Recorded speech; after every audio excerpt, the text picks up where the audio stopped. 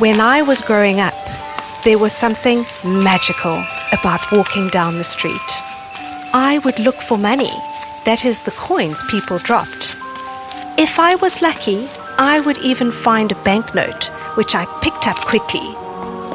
I would then run to the shops to buy sweets. But the other day at the bakery, I felt very embarrassed. I stuck my hands in my pockets and I didn't have any change.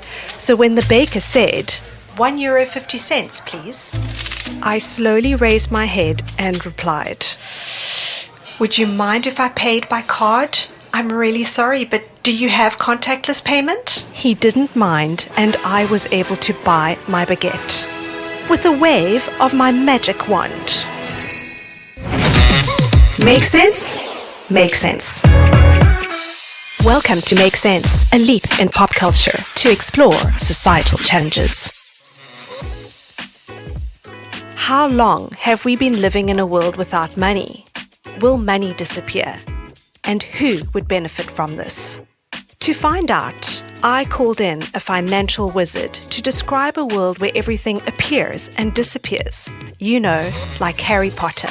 Bearing what I've said in mind, I hope you are ready for a discussion with Laurent Calvet, which will enlighten you and me.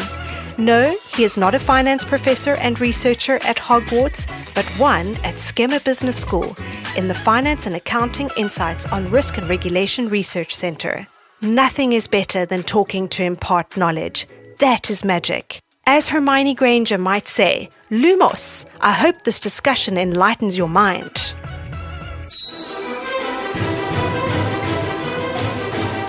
Hello, Laurent. Hello, Mary. Do you know the vanishing spell in Harry Potter? I actually don't. This is Evanesco. In the world of Harry Potter, there's a currency called the galleon. It's used, but in our parallel world, the non-magical one, or as Harry Potter would say, the Muggles world, money seems to be on the verge of vanishing.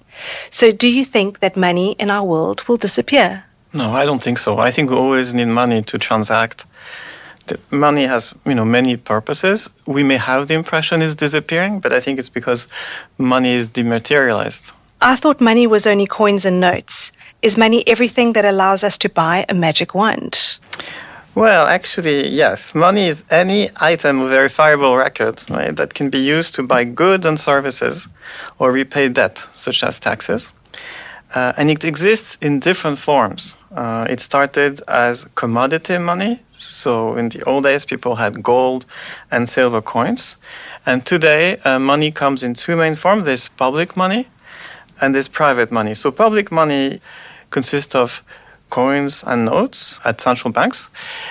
Private money consists of deposits and digital money that are managed by commercial banks. In Harry Potter, money is mainly associated with the magical scenes of Diagon Alley, right? It's used to buy candies or magical accessories.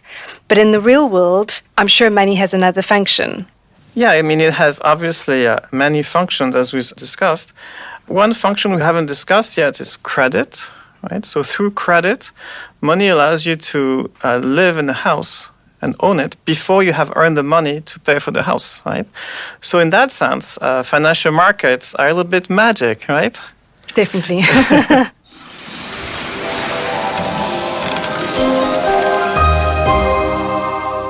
So there is a before and an after the COVID-19 pandemic in the history of money.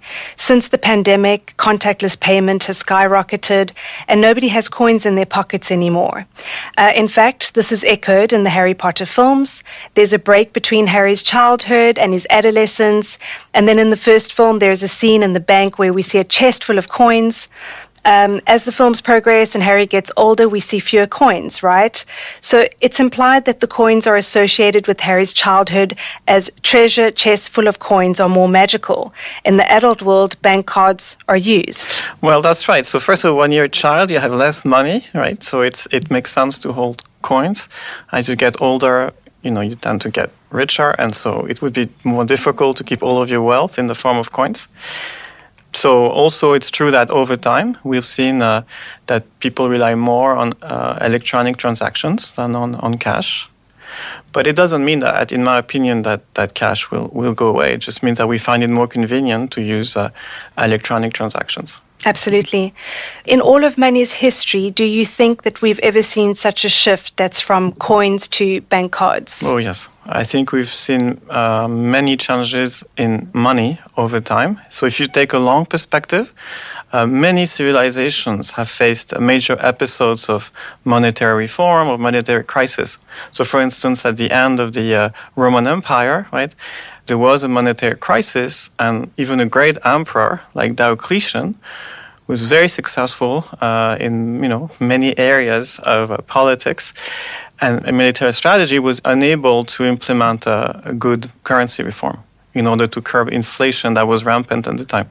He went for a complex system, and then there was a lot of inflation, and he tried to impose one of the first examples of price control in history. Okay, and so the result was disastrous, I guess.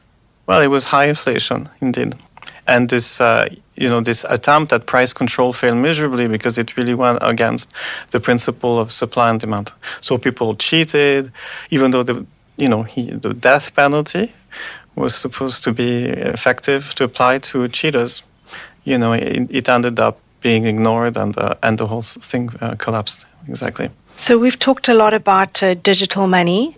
I was wondering, when did paper money actually come to exist? So it started in medieval China. Okay, so in the 10th century, it appeared during the Song Dynasty. It started in the capital of Sichuan. There was still is Chengdu, and then they printed at some point too much paper money during the Yuan Dynasty, and so it ended up creating an episode of very high inflation. Okay, and then more recently in France, there have been several attempts at paper money. The famous one is John Last around 1720. This ended up badly. There were also the assignats during the French Revolution. So the assignat was a form of paper money that was backed by the property that had been confiscated from the crown and the church.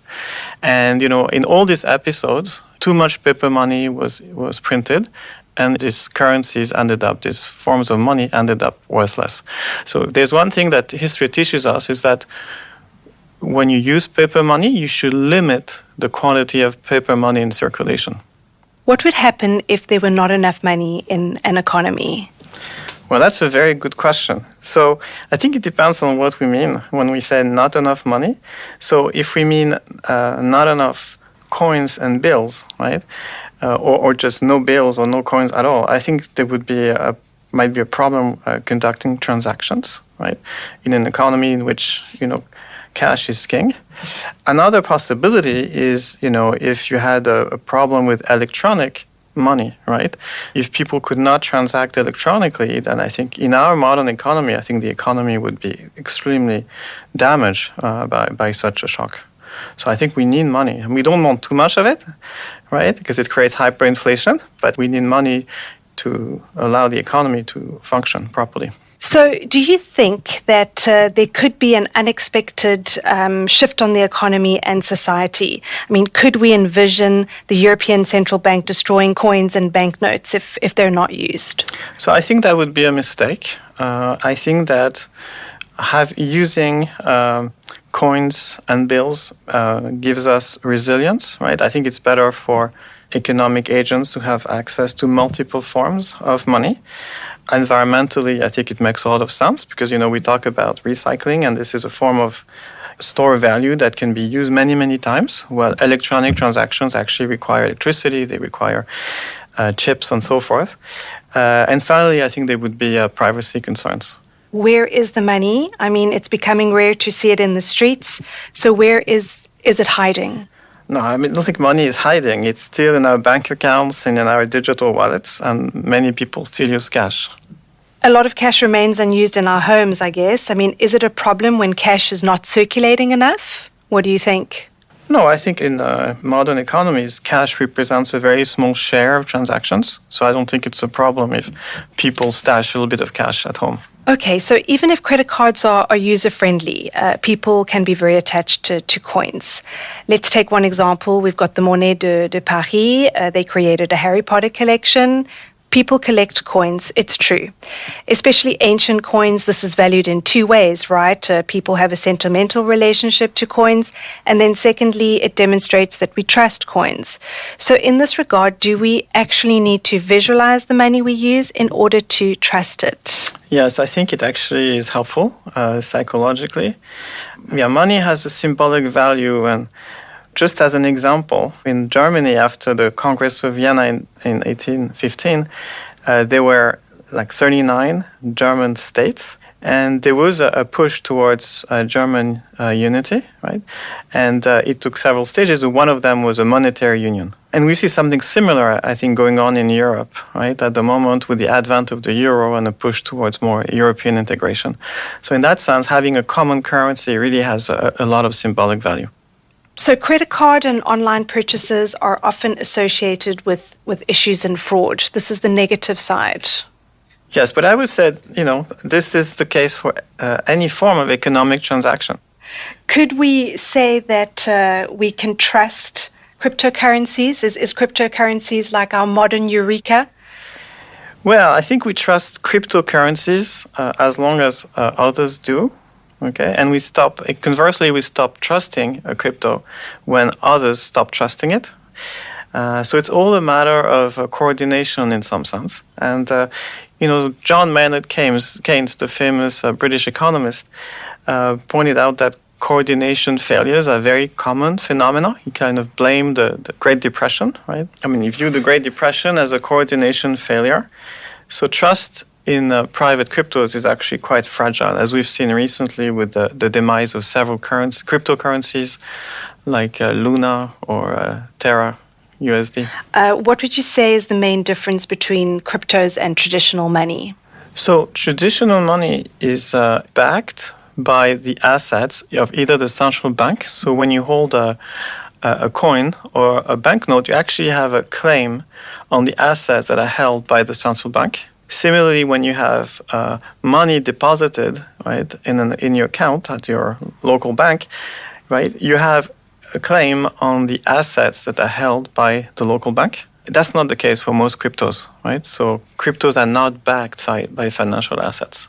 And this is one motivation for creating central bank cryptocurrencies, because they are digital forms of money that would be backed by the assets of the central bank. So it will actually be interesting to see how the emergence of central bank digital currencies will affect deposits at commercial banks. To change subject a bit, cryptos, digital euros, contactless payments, everything seems to be done to make money disappear. It makes me think of Harry Potter and the use of the invisibility cloak, which was something he was not supposed to use, and he used it to join his friends at Hogsmeade when he wasn't allowed to go. When you want to be invisible, it's usually because you want to do something you don't want the people to see. So if we can no longer see and touch money and it is invisible, who benefits from its disappearance? Well, it benefits from people who would take profit from imposing digital currency to the rest of us, right? So if you earn a fee whenever someone transacts electronically, then obviously cash is your enemy, so you want to get rid of cash. And I think this is actually a broader problem, right, in economic life. There are always people who are interested in creating opaqueness of obfuscation. And so sometimes people say that finance is too complicated. I'm hoping like this conversation we're having is actually removing some of the spell, right, around the complexity of finance. And I think it's not true. I think we should all pay attention to financial matters because it affects all of us. Do you think that we should abandon a true and tried form of money for a new system that we may not fully understand in its consequences? No, I don't think so. I think money is really the blood of the economy. It allows the economy to function. It's taken us thousands of years to get to a financial system that we trust and that works well. I don't think we should abandon a true and tried method for, some, alchemy or some other form of money that we don't fully understand. We don't fully understand the risks of these other forms of money. So I think the economy will be stronger if we have multiple forms of money coexisting at the same time. So that if one form of money turns out to be too dangerous, we can switch back to a more traditional form of money that we understand and that's robust. So I think the resilience of the economy requires multiple forms of money to coexist. Okay, and how do we tie this into sustainability? Well, in some sense, electronic transactions require chips, they require electricity, so they require energy. Cryptos require a lot of energy, right? So Bitcoin requires mining, and mining is really an energy-intensive activity. And so in that sense, I think that cash, which is very mundane, very simple, is actually very efficient because you can use cash many, many times without, requiring any form of energy. So, Laurent, we've just come out of a major crisis, as I said before, in another question, which is COVID-19, and that reminded us that one single factor could bring down our entire economy. Like J.K. Rowling, let's imagine another world in which the economy and finance were entirely dematerialized. What would happen in the event of a major crisis, let's say a global computer attack? That's right. I think in that sense, having cash would provide resilience, because in a world in which you had only electronic currency and you had a major attack, the economy could actually stop completely, right? People could not transact. People could not buy a coffee or pay their rents or pay their mortgages, and I think the economy would stop to a crawl. So I think it's a very important reason to maintain multiple forms of money in order to provide more stability. Well, this brings us to another form of popular culture, which is the series Mr. Robot, right? So if you've seen it in Mr. Robot, there's a group of resistance members that are actually starting major computer attacks that are disrupting the economic system. Well, Laurent, thank you so much. The explanations were thoroughly clear. Thank you, Mary. It was great fun. Did you enjoy this edition of Make Sense in English? Grab your wand and let us know with a rating, subscription, or comment. Finance is one of SKEMA Business School's core areas of expertise. Its MSc in Financial Markets and Investments programs has been ranked 4th worldwide by the Financial Times. To find out more, visit the school's website at www.skema.edu.